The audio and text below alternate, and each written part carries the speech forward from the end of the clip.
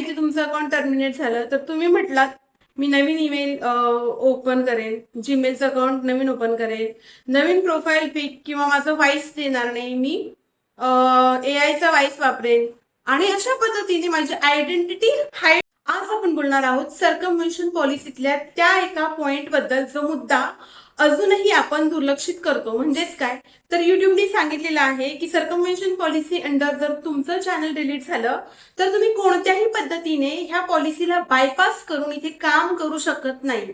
आता लक्षात घ्या, तुमचं जर चॅनल अचानक टर्मिनेट झालेलं आहे, तुम्हाला पॉलिसी माहिती नाहीये आणि तुम्ही बाय मिस्टेक काहीतरी केलं असं ज्यामुळे तुम्हाला वॉर्निंग आली आणि 3 वेळा वॉर्निंग अलर्ट येऊनही तुम्ही त्या सुधारणा केलेल्या नाहीयेत आणि त्या संदर्भात तुमचं जर अकाउंट टर्मिनेट झालेलं आहे तर युट्यूब सांगतं की तुम्ही पुन्हा कधीही दुसरं अकाउंट इथे ओपन करू शकणार नाही. सर्कमव्हेन्शन पॉलिसीच्या अंडर हे दिलेलं आहे आणि पुन्हा तुम्ही या प्लॅटफॉर्मवर काम करू शकणार नाही. तुम्हाला माहिती तुमचं अकाउंट टर्मिनेट झालं तर तुम्ही म्हटलात मी नवीन ईमेल ओपन करेन, जीमेलचं अकाउंट नवीन ओपन करेन, नवीन प्रोफाईल पिक किंवा माझं व्हॉइस देणार नाही, मी एआयचा व्हॉइस वापरेन आणि अशा पद्धतीने माझी आयडेंटिटी हाईड करून मी पुन्हा नव्याने इथे काम करेन. किंवा खूप लोक काय करतात, एखाद्याचं चॅनल मॉनिटाईज असेल तर ते विकत घेतात आणि त्या दुसऱ्यांची ओनरशिप घेऊन त्याच्यावर काम सुरू करतात आणि अशा पद्धतीने पुन्हा ते इथे काम करण्याचा प्रयत्न करतात. कितीतरी लोक असे आहेत ज्यांचं टर्मिनेट झालं चॅनल, त्याच्यानंतर त्यांनी काम सुरू केलं. काम सुरू केल्यानंतर युट्यूबला कळलं की हाच तो क्रिएटर आहे आणि पुन्हा त्यांचं ते अकाउंट डिलीट केलं आहे युट्यूबने. युट्यूबला माहिती नाही पडणार का की तुम्ही इथे काम करत आहात? तुम्ही खूप मेहनत केली, तुमचं चॅनल मॉनिटाईज होत आलं आणि तुम्ही ज्यावेळी ऍडसेन्ससाठी अप्लाय करतात ना तेव्हा तुम्हाला आयडेंटिटी प्रूफ द्यावं लागतं. तुम्हाला स्वतःची आयडेंटिटी क्लिअर करावी लागते तिथे की तुम्ही आहात. तेव्हा तुमचं पॅन कार्ड नंबर तिथे ऑलरेडी रजिस्टर्ड असतो, तुमचं आधार कार्ड नंबर तिथे ऑलरेडी रजिस्टर्ड असतं आणि ह्या सगळ्या डिटेलवरून तुमची आयडेंटिटी तिथे रिव्हील होते आणि त्याच्यानंतर पुन्हा तुम्हाला तिथे सस्पेंड केलं जातं. युट्यूबच्या सर्कमव्हेन्शन पॉलिसीच्या अंडर तुमचं अकाउंट टर्मिनेट झालं तर तुम्ही परत कोणतंही अकाउंट ओपन करू शकत नाही. कोणत्या अकाउंटची ओनरशिप घेऊन आपली स्वतःची आयडेंटिटी हाईड करून इथे काम करू शकत नाही. म्हणजेच काय तर तुम्ही कायम स्वरूपी इथे काम करण्यासाठी इलिजिबल नसणार आहात. ओके, आता हा झाला एक बायपासचा मुद्दा की तुम्हाला कळलं असेल की आता बायपास या शब्दाचा अर्थ काय. तर टर्मिनेट झाल्यानंतर तुम्ही तुमची आयडेंटिटी हाईड करता, म्हणजे युट्यूबला तुम्ही फसवता. ठीक आहे, युट्यूबला कळू देत नाही की हे जे क्रिएटर आहात ते तुम्हीच आहात आणि तुम्ही दुसऱ्या अकाउंटवरून काम करत आहात.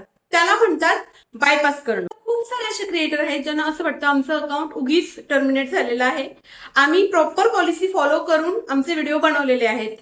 आणि तुम्हाला जर असं वाटतं तर तुम्ही अपील करू शकता. तिथे अपीलचा ऑप्शन येतो, युट्यूबला तुम्ही सांगू शकता. त्या अपीलमध्ये जर खरोखर तुमचा चॅनल निर्दोष असेल, तुम्ही प्रॉपर पॉलिसीला फॉलो करून व्हिडिओ बनवलेले असतील तर तुमचं अकाउंट तुम्हाला परत दिलं जातं. आता अपील करत असताना देखील तुम्हाला एक गोष्ट लक्षात ठेवायची आहे, जे काही व्हिडिओ तुम्ही बनवलेले आहेत त्यातला एकही व्हिडिओ डिलीट प्रायव्हेट करायचा नाही किंवा अनलिस्ट करायचा नाही आहे. आणि तसं केलं तर तुमची अपील रिजेक्ट केली जाते. हा खूप महत्वाचा पॉइंट आहे. तुम्ही अपील करू शकता, अपील मान्य झाली तर तुमचं चॅनल तुम्हाला परत मिळेल, नाही झाली तर पुन्हा रिजेक्ट होईल. तिसरी कंडिशन अशी आहे की ठीक आहे तुमचं अकाउंट डिलीट झालं, पण तुमचं अकाउंट डिलीट होऊन जर 1 वर्ष पूर्ण झालेलं आहे तर तुम्ही पुन्हा नव्याने नवीन चॅनल ओपन करण्यासाठी युट्यूबला तुम्हाला रिक्वेस्ट करायची आहे. आता ही रिक्वेस्ट कशी करायची आहे तर तुम्हाला जायचं आहे तुमच्या जुन्या चॅनलच्या वायटी स्टुडिओमध्ये तुम्हाला एक टॅब मिळेल, न्यू चॅनल रिक्वेस्ट म्हणून हा टॅब असेल. तो जर टॅब तुम्हाला आला असेल 1 वर्षानंतर म्हणजे तुम्ही तुमचा नवीन चॅनल ओपन करू शकता.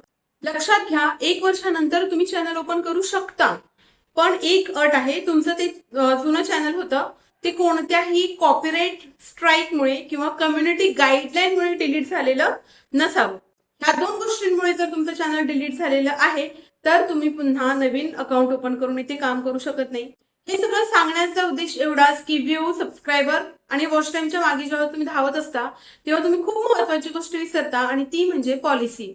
पॉलिसीला पकडूनच आपल्याला व्हिडिओ बनवावे लागतात. त्याच्यामुळे व्हिडिओ बनवण्या अगोदर चॅनलचा ग्रोथ कसा होईल हे पाहण्या अगोदर युट्यूबची पॉलिसी काय म्हणते हे जाणून घेणं खूप महत्वाचं आहे. आणि म्हणूनच काय आहे ही सर्कमव्हेन्शन पॉलिसी हे मी तुम्हाला येणाऱ्या व्हिडिओमध्ये नक्कीच सांगेन. तुर्तास पॉलिसी बायपास करणं म्हणजे काय हे तुम्हाला समजलं असेल. व्हिडिओ आवडला तर व्हिडिओला प्लीज लाईक करा, एक हाईप देखील द्या आणि इतर मित्रमैत्रिणींबरोबर शेअर करायला विसरू नका. हा व्हिडिओ तुम्ही तुमच्या व्हॉट्सअप स्टेटसला देखील ठेवू शकता. चला उद्या पुन्हा एकदा भेटूया अशाच एका छानशा व्हिडिओ सोबत. तोपर्यंत सगळ्यांना श्री स्वामी समर्थ.